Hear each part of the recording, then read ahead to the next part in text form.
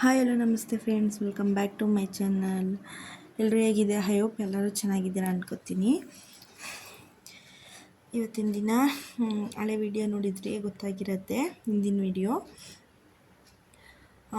Packing video ಆಗಿತ್ತು. ಯಾರೆಲ್ಲ ನೋಡಿಲ್ಲ ಚೆಕ್ಔಟ್ ಮಾಡಿ. ಇವತ್ತಿನ ದಿನ ನೋಡಿ ಅಮ್ಮ ಕೂಡ ಎದ್ದಿದ್ದಾಳೆ. ಇವಾಗ ಇದಕ್ಕೆ ಟ್ರಿಪ್ ಹೋಗ್ಬೇಕಲ್ವ, ಹಾಗಾಗಿ ಟೊಮೆಟೊ ಬಾತ್ನ ರೆಡಿ ಮಾಡ್ಕೋತಾ ಇದ್ದೀನಿ. ಫುಲ್ ಎಲ್ಲ ಹರಡಿಬಿಟ್ಟಿದ್ದೀನಿ, ಬೇಗನೆ ಮಾಡ್ಕೋತಾ ಇದ್ದೀನಿ.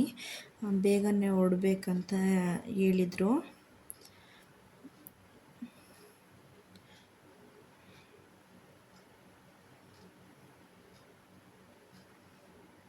ಫಾಸ್ಟ್ ಮೂವಿಂಗ್ಗೆ ಇಟ್ಟಿದ್ದೀನಿ.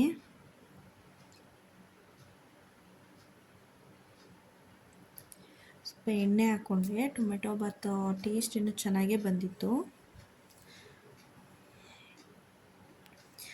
ನೀವು ಬೇಕಿದ್ರೆ ಟ್ರೈ ಮಾಡ್ಬೋದು. ರೆಸಿಪಿ ಏನು ಫುಲ್ಲಾಗಿ ನಾನು ವಿಡಿಯೋದಲ್ಲಿ ತೋರಿಸ್ಲೇಬೇಕು ಅಂತ ತೋರಿಸಿಲ್ಲ. ನಾನು ಏನೇನು ಹಾಕ್ತೀನಿ ಅಂತ ಎಲ್ಲ ತೋರಿಸಿದ್ದೀನಿ ಅಷ್ಟೇ. ನಾನು ಫುಲ್ ಇದು ಮಾಡಿ ತೋರಿಸಿಲ್ಲ.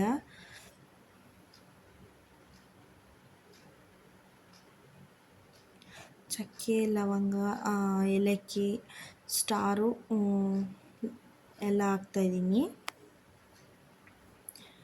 ನೀವು ಎಷ್ಟು ಮಾಡ್ತೀರಾ ಅದ್ರ ಮೇಲೆ. ಪಲಾವ್ ಎಲೆ ಮತ್ತು ಜೊತೆಗೆ ಒಂದು 4 ಮೆಣಸು ಹಾಕಿದ್ದೀನಿ.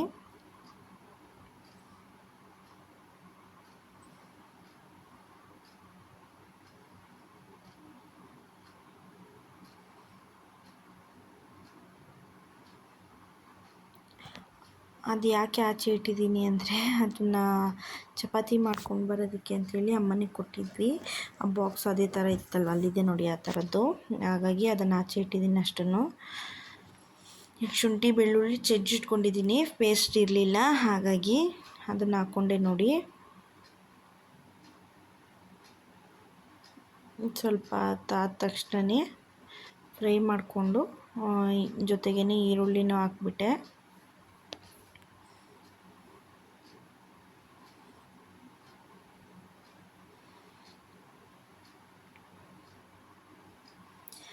ಬೇಗನೆ ಮಾಡ್ಕೋತಿದ್ದೀನಿ, ಯಾಕಂದರೆ ಮಕ್ಕಳಿರೋದ್ರಿಂದ ಮಾಡೋಕ್ಕಾಗೋದಿಲ್ಲ ಟೈಮಿಗೆ ಕರೆಕ್ಟಾಗಿ ಅಂತೇಳ್ಬಿಟ್ಟು ಬೇಗನೆ ಮಾಡ್ಕೊಂಡಿದ್ದೀನಿ.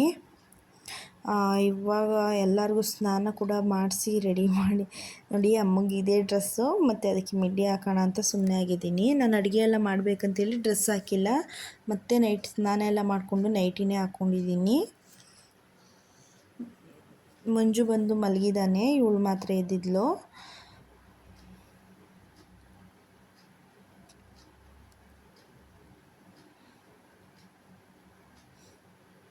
ಅವಳನ್ನ ಎತ್ಕೊಂಡೆ ಒಂದು ಕಡೆ ಅಡುಗೆನೂ ಮಾಡ್ಕೊತಾ ಅದೆಲ್ಲ ಎಲ್ಲೆಲ್ಲಿರಬೇಕು ಅದೆಲ್ಲ ಅಲ್ಲಲ್ಲಿಗೆ ಇಟ್ಬಿಡ್ತಾಯಿದ್ದೀನಿ. ಯಾಕಂದರೆ ಮತ್ತೆ ಕಷ್ಟ ಆಗಿಬಿಡತ್ತಲ್ವ, ಬೇಗ ಮಾಡ್ಕೋಬೇಕು, ಇಲ್ಲಾಂದರೆ ಲೇಟ್ ಆಗಿಬಿಡತ್ತೆ. ಟೈಮ್ ಬಂದು ಗೊತ್ತಿಲ್ಲ ನನಗೆ ಎಷ್ಟು ಟೈಮ್ ಆಗಿತ್ತು ಅಂದ್ಬಿಟ್ಟು. ಹತ್ತತ್ರ ಒಂದು 4-5 ಗಂಟೆ ಆಗಿತ್ತು ಅನಿಸುತ್ತೆ. ಬಿಸಿಲಿನ್ನೂ ಇತ್ತು ನೋಡಿ. ಇದು ಸ್ಟೋರ್ ಮಾಡಿಟ್ಟಿದ್ದೀನಿ ನಾನು ಈ ಥರ ಬಟಾಣಿ ತಂದುಬಿಟ್ಟು. ಅಲ್ಲಿಗೆ ತೊಗೊಂಡೋಗೋಕ್ಕೆ ಅಂತ ಇಟ್ಟಿರೋವಂಥ ಪ್ಲೇಟ್ಸು ನೋಡಿ. ಫ್ರಿಜ್ಜಿಂದ ತೆಗೆದು ಸ್ವಲ್ಪ ನೀರಲ್ಲಿ ಹಾಕಿಟ್ಟಿದ್ದೆ. ಆ ನೀರನ್ನ ಬಗ್ಗಿಸ್ಬಿಟ್ಟು ಐಸ್ ಕ್ಯೂಬ್ಸಲ್ಲಿ ಇಟ್ಟಿರ್ತೀವಲ್ವ, ಅದನ್ನು ತೆಗೆದ್ಬಿಟ್ಟು ಇವಾಗ ಪಲಾವ್ಗೆ ಟೊಮೆಟೊ ಬಾತ್ಗೆ ಹಾಕೋಣ ಅಂದ್ಬಿಟ್ಟು ಎತ್ತಿಟ್ಟಿದ್ದೀನಿ.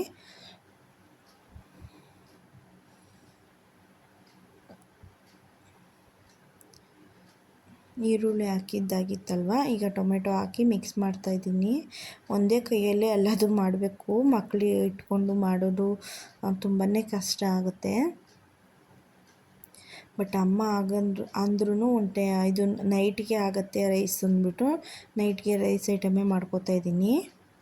ಮತ್ತು ಕೆಂಪು ಚಟ್ನಿ ಅಂತ ಹೇಳ್ತಾರಲ್ವ, ಏನು ಗುಡ್ಗಾರ ಅಂತಾರೋ ಕೆಂಪು ಚಟ್ನಿ ಅಂತಾರೋ ನನಗೂ ಕರೆಕ್ಟಾಗಿ ಗೊತ್ತಿಲ್ಲ. ಬಟ್ ಕೆಂಪು ಚಟ್ನಿ ಅಂತ ಹೇಳ್ತಾರೆ, ಅದಕ್ಕೇ ಗುಡ್ಗಾರ ಅಂತಾರ ಅಂತ ಗೊತ್ತಿಲ್ಲ ನನಗೆ. ಅದನ್ನು ಕೂಡ ಮಾಡ್ಕೊಂಡಿದ್ದೆ.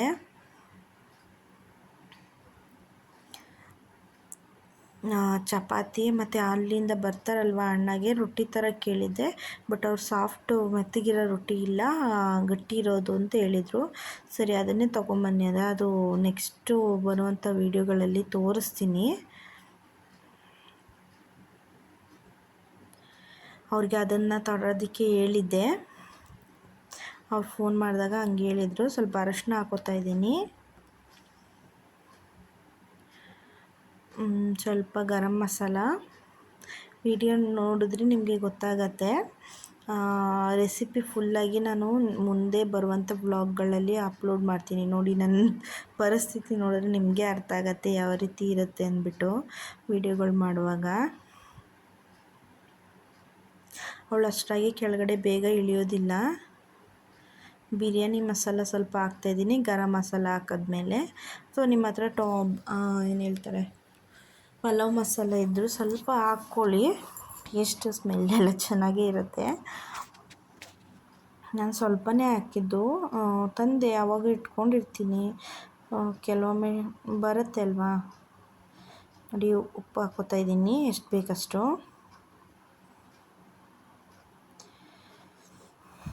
ಇದು ಖಾರದ ಪುಡಿ ಬಂದು ನೋಡಿ ಎಷ್ಟು ಹಾಕೋತಾ ಇದ್ದೀನಿ. ನಾವು 4 ಜನ ತಿನ್ನೋದಕ್ಕೆ. ಮಂಜುನೇನು ಸ್ವಲ್ಪ ತಿಂದರೆ ತಿಂತಾನೆ, ಇಲ್ಲ ಅಂದರೆ ಇಲ್ಲ. ಅವ್ನು ಟ್ರಾವೆಲಿಂಗ್ ಮಾಡುವಾಗ ಸ್ವಲ್ಪ ಅವನಿಗೆ ಆಗೋಲ್ಲ. ನನಗೆ ಮತ್ತು ನಾನು ಸ್ವಲ್ಪ ಕಂಟ್ರೋಲ್ ಇರುತ್ತೆ. ಇನ್ನೇನು ತಲುಪಬೇಕು, ಮನೆ ತಲುಪಬೇಕು ಅನ್ನೋ ಟೈಮಲ್ಲಿ ನನಗೆ ವಾಮಿಟಿಂಗ್ ಸ್ಟಾರ್ಟ್ ಆಗುತ್ತೆ. ಅವನದು ಅದೇ ಪ್ರಾಬ್ಲಮ್. ಇನ್ನೇನು ರೀಚ್ ಆಗಬೇಕು ಅಷ್ಟೊತ್ತಿಗೆ ವಾಮಿಟ್ ಸ್ಟಾರ್ಟ್ ಆಗಿಬಿಡುತ್ತೆ. ನೀರು ಕುಡಿತಾ ಇರ್ತಾನೆ, ಆಮೇಲೆ ವಾಮಿಟ್ ಆಗಿಬಿಡುತ್ತೆ. ಹಾಗಾಗಿ ಅವ್ನು ತಿಂತಾನೋ ಇಲ್ಲೋ ಗೊತ್ತಿಲ್ಲ ನನಗೆ. ಒಟ್ಟು ಎಲ್ಲರಿಗೂ ಈ ಥರ ಮಾಡ್ಕೊಂಡಿದ್ದೀನಿ ನೋಡಿ. ಅಮ್ಮ ಮಾತ್ರ ನೋಡಿ ಯಾವ ರೀತಿ ತರಲೆ ಮಾಡ್ತಾಳೆ ಅಂತ. ತರಲೆ ಪಾತ್ರೆ ಎಲ್ಲ ಎತ್ತೆತ್ತಿ ಆಮೇಲೆ ಹೊಡಿಯೋದು ಜಾಸ್ತಿ ಇದ್ದಾಳೆ, ಹೊಡಿತಾಳೆ ಸುಮ್ಮನೆ. ನಾನು ಎಣ್ಣೆ ಎಲ್ಲ ಇಟ್ಕೊಂಡು ಮಾಡುವಾಗ ಕಷ್ಟ ಆಗುತ್ತೆ. ಕುಕ್ಕರಲ್ಲಿ ಸ್ವಲ್ಪ ಇಟ್ಟಿರೋದು ಪ್ರಾಬ್ಲಮ್ ಇಲ್ಲ.